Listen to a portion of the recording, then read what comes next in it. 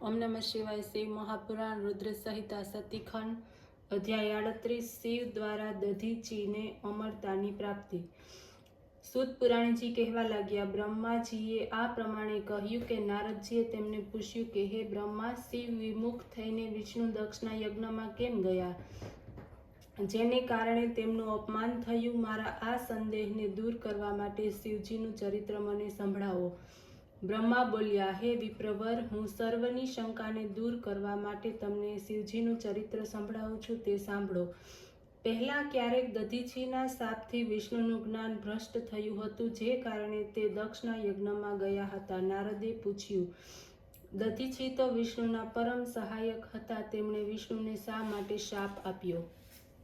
બ્રહ્મા કહેવા લાગ્યા, ક્ષુભ નામનો એક રાજા હતો, જેનાથી દધીચી ઋષિની મિત્રતાની કેટલાક દિવસો પછી દધીચીની સાથે તેનો અનર્થ કરી વિવાદ થયો। દધીચીએ કહ્યું કે ત્રણેય વર્ણોમાં બ્રાહ્મણ જ શ્રેષ્ઠ છે। તે પર રાજા ક્ષુભ, જે લક્ષ્મીના મદમાં ચકી ગયેલો હતો, તે કહેવા લાગ્યો, રાજા 8 લાખ લોકપાલોના તેજથી યુક્ત છે, તેથી રાજા શ્રેષ્ઠ છે। રાજા સર્વમય છે તેવું શ્રુતિ વાક્ય પણ છે, તે સર્વથી મોટો તે હું જ છું। દધીચીને આથી ગુસ્સો આવ્યો, તેમણે ક્ષુભના મસ્તક ઉપર જોરથી મુષ્ટિ પ્રહાર કર્યો। ક્ષુભ મૂર્છિત થઈને પૃથ્વી ઉપર પડી ગયો। પોતાની જાતને સ્વસ્થ કરીને તે ફરી ઉઠ્યો। તેણે ઋષિ ઉપર વ્રજ પ્રહાર કર્યો। મુનિ પૃથ્વી ઉપર પડ્યા। ઋષિએ શુક્રાચાર્યનું સ્મરણ કર્યું। શુક્રાચાર્ય આવ્યા, તેમણે ઋષિના ઘાને ઠીક કર્યો। પછી ક્ષુભને બદલો ચૂકવવાને માટે તેમણે મહામૃત્યુંજય મંત્ર બતાવ્યો અને કહ્યું કે આ પ્રમાણે ઉપદેશ આપીને શુક્રાચાર્ય ભગવાન શંકરનું સ્મરણ કરતા ત્યાંથી વિદાય થયા। તપ કરવા માટે ચાલ્યા। ઋષિએ ત્યાં જઈને મહામૃત્યુંજયનો વિધિપૂર્વક જપ કર્યો।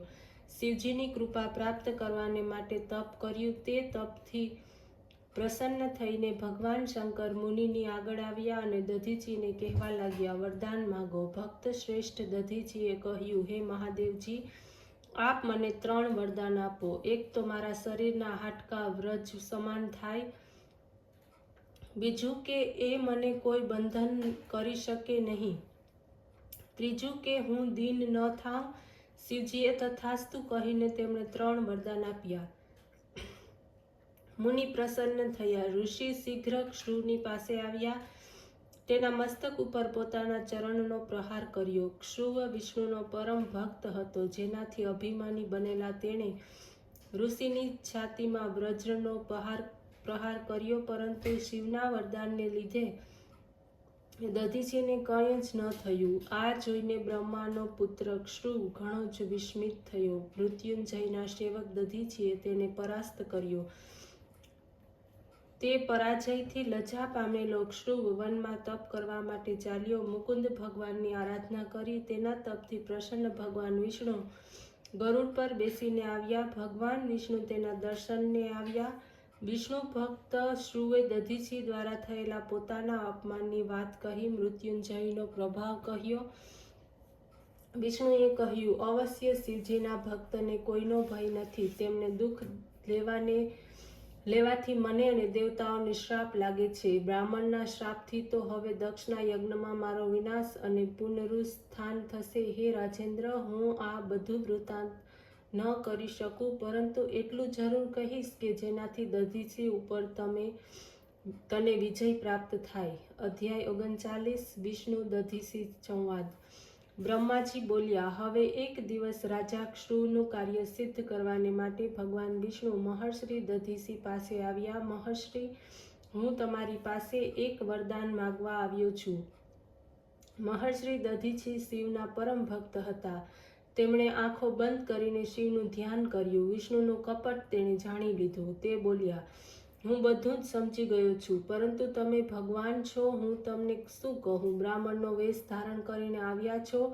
સુવ્રતને ધારણ કરનાર વિષ્ણુ, આ કપટ વેશનો ત્યાગ કરો। રાજા ક્ષુભના કલ્યાણ માટે આપ મારી સાથે છલ કરવા આવ્યા છો।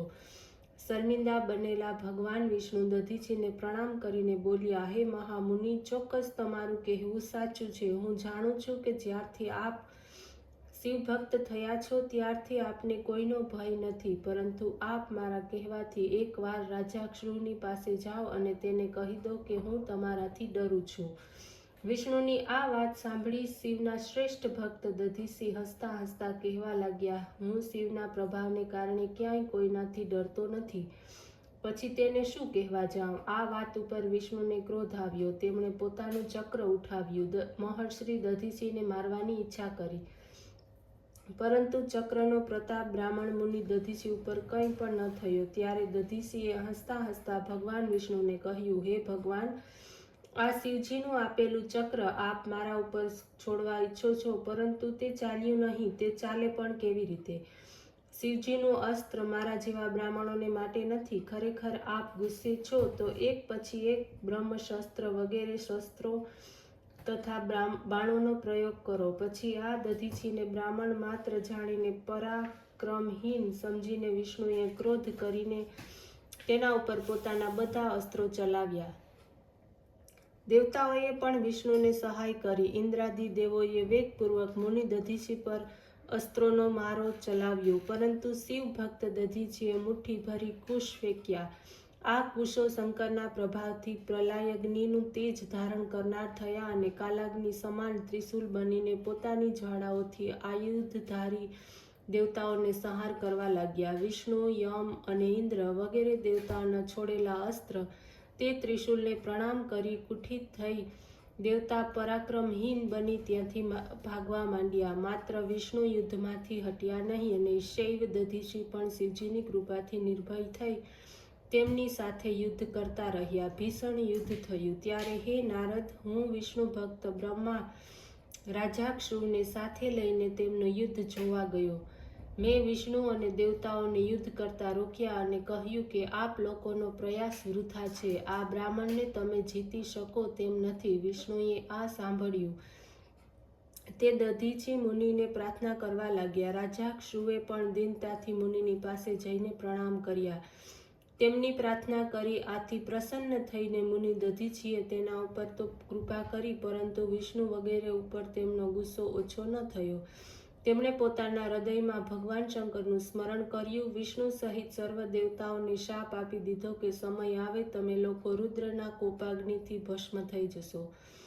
દધીચીને નમસ્કાર કરી ક્ષુ તો પોતાના ઘેર ચાલ્યો ગયો. વિષ્ણુ વગેરે દેવતા પણ પોતાના સ્થાન તરફ ગયા. ત્યારથી તે સ્થાને થાણેશ્વર તરીકે પ્રસિદ્ધ થયા, જ્યાં ભગવાન શંકરના દર્શનથી સાયુજ્ય મુક્તિ પ્રાપ્ત થાય છે. ઓમ નમઃ શિવાય.